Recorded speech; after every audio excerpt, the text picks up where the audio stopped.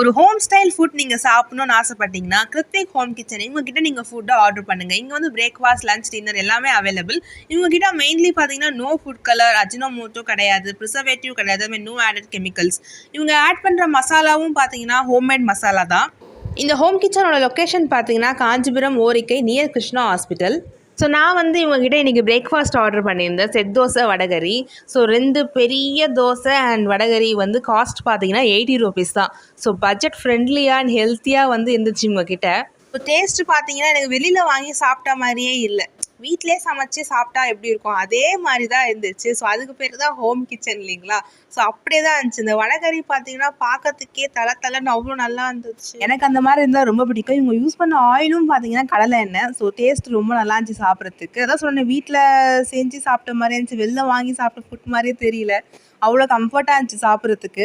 So guys, நீங்களும் try பண்ணி பாருங்கள், உங்களுக்கும் பிடிக்கும். அதே மாதிரி பார்த்தீங்கன்னா இவங்ககிட்ட நான்வெஜ்ஜும் அவைலபிள். நான் உங்கள் இன்ஸ்டா ஐடி கடைசியாக நான் கொடுத்துருக்கேன். அதில் போய் நீங்கள் செக் பண்ணி பார்த்தீங்கன்னா ஃபுல் டீட்டெயில்ஸும் வந்து தெரியும்.